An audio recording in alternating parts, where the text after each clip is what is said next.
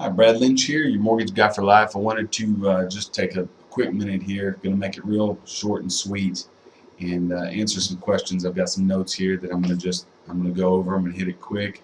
If you have questions afterwards, feel free to email me or call me. You can find me at yourmortgageguyforlife.com. YOU mortgage MORTGAGE guy GUY. I'm sorry, GUY for FORLIFE.com. If you found me because you're Googling or searching YouTube for a video about how to remove yourself or your ex-spouse from the home, whether it be the mortgage or title, after the divorce, that's what I'm going to go over. It's going to be quick and easy.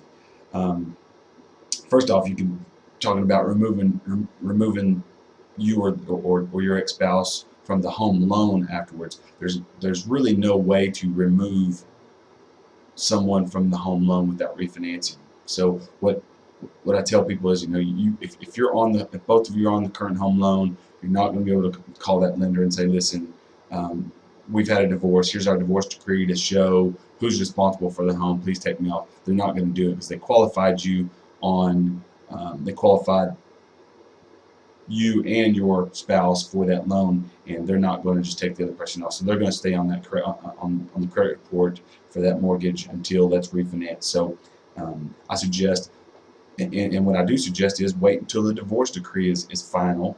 That way you can use the divorce decree to show your new lender that you're not married, because in Texas, some loans and the loan process is going to require to show that that there's been a division in the marriage. So make sure you've done that.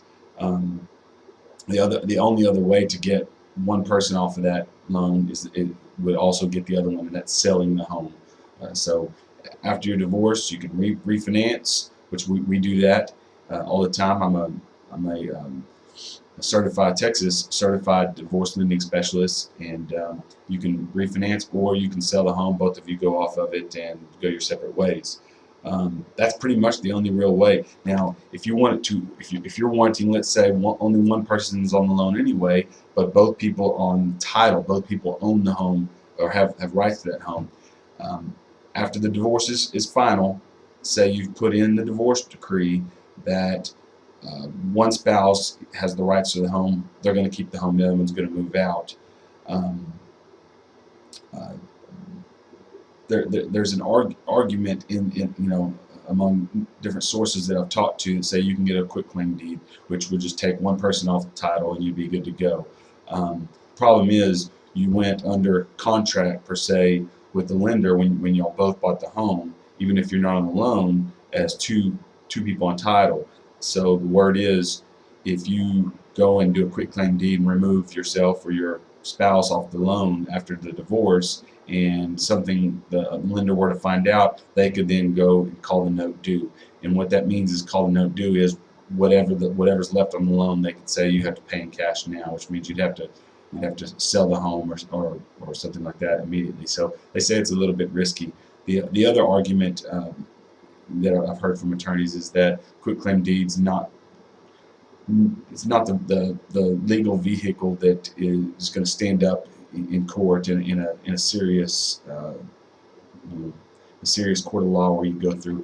I don't speak that language, so I don't know exactly how it works, but so nonetheless, if you're trying to get off the home, the best thing to do is just refinance it.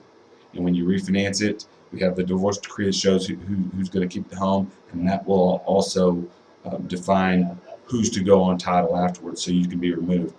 In this situation, the reason many people are talking about doing this is, when someone has a divorce, one person leaves the home.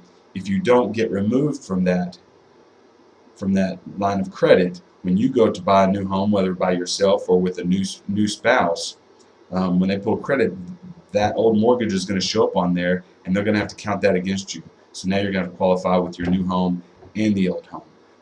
Nonetheless, even worst case scenario is you move out of that home 5 years later, you're still on credit, your ex-spouse misses payments on your mortgage, that shows up on your credit, it kills your credit score, keeps you from buying a new home. So these are the important things you want to keep in mind when you're going through a divorce and after a divorce, so that you can plan for your future.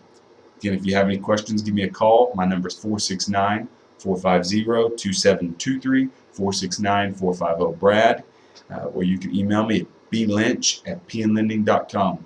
Look forward to talking to you. Have a good day.